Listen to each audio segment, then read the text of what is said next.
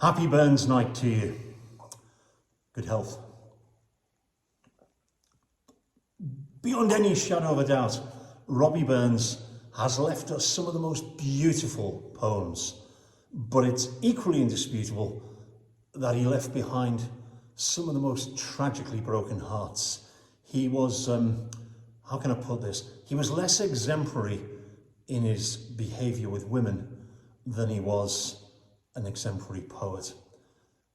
Listening to this song, one of the first I ever learned, and probably for that reason one of my favourites, you'd never guess listening to the lyrics that the poor girl concerned was dumped really unceremoniously, I mean in the worst possible way. Although listening to the lyrics, you think, you know, she's the one who'd broken it off and Robbie was the one who was broken-hearted. A fond kiss. A fond kiss, and then let's sever. If we'll alas and ever, deep in heart-wrung tears I'll pledge thee. War and cries and groans I'll wage thee. But had we never loved so kindly, had we never loved so blindly, never loved, lass, or never parted, we had ne'er been broken-hearted. But I'll ne'er blame my partial fancy. Nothing could resist my Nancy. I to see her, why it was to love her. Love, my love, and you'll love forever.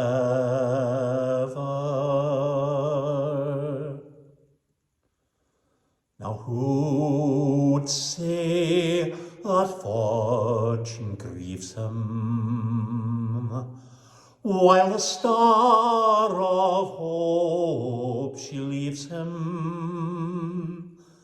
But nae twinkling light will guide me, for dark despair all around benights me. So fare ye weel, my first, my fairest. Fare ye weel, our best and dearest.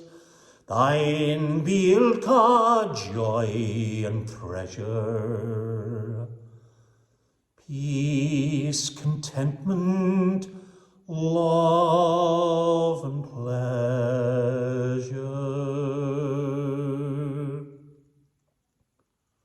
So a fond kiss, and then let's sever. If we'll last forever, deep in heart-wrung tears will I pledge thee. All with warring cries and groans I'll wage thee.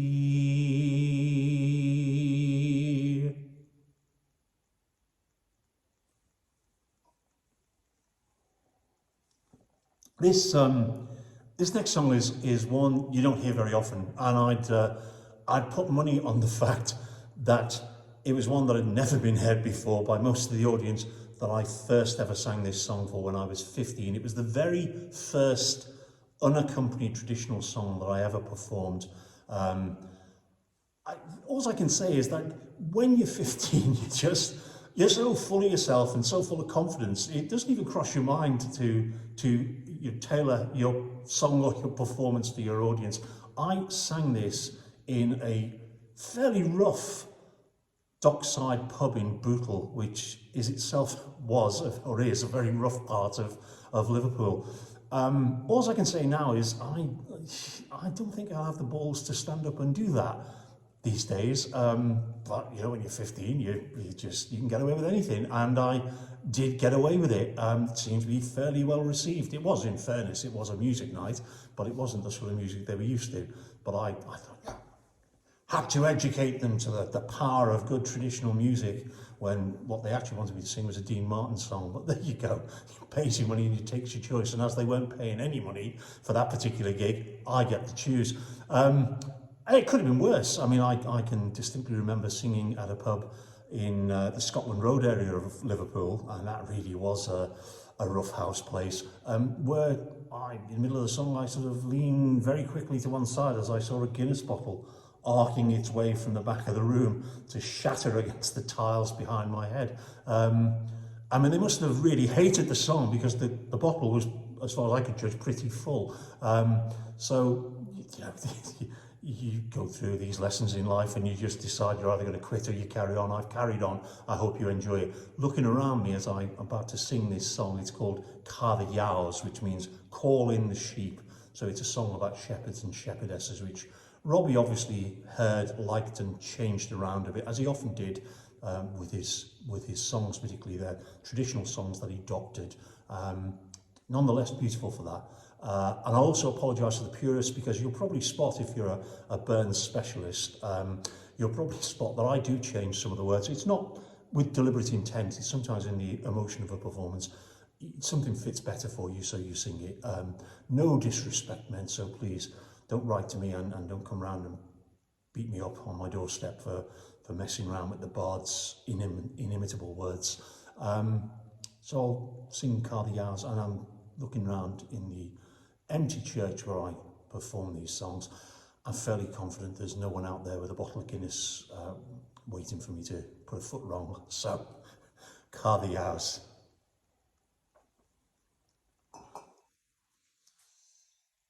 Car the Yows tae the knowes, car them were the bonny rows, car them were the heather grows.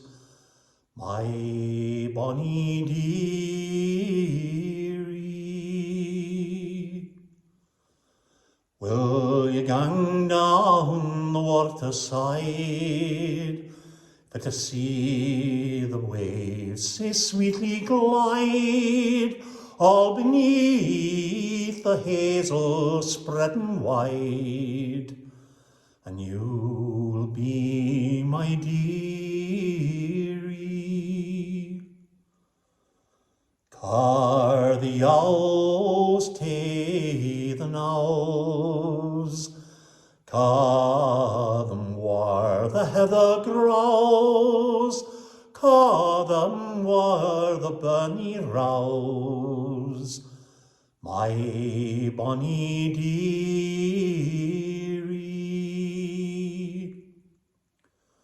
And will you to swimple to the sea, while day blinks and the lifts a hee, all till clay cold death will blind my ee? I swear you'll be my dearie.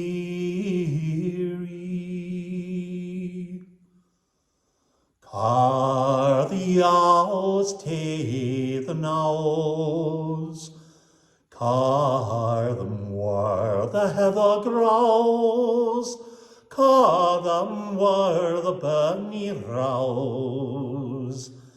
My bonny dearie.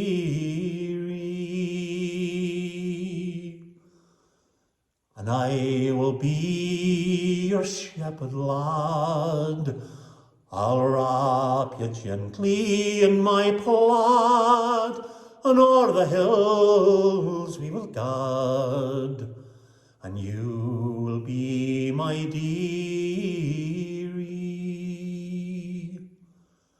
Car the owls tae the mouse, car them where the heather grows, car them where the burnie rouse. My bonny dearie.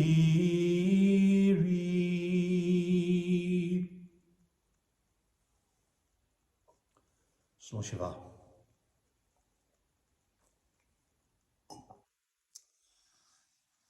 I've got this theory about whiskey. I don't know if I've shared it with you before. I think when God actually saw that he'd lumbered the poor old Scots with the Stuarts as hereditary monarchs, and what a disaster they were, I think the angel sort of took him to one side and said, "You're going to have to. There's got to be some sort of compensation for those poor souls. You know, I know you can't change what you've done, but we just." So I think that's why the Scots got single malt. That God was feeling really guilty about the Stuart monarchy. So, slug shot.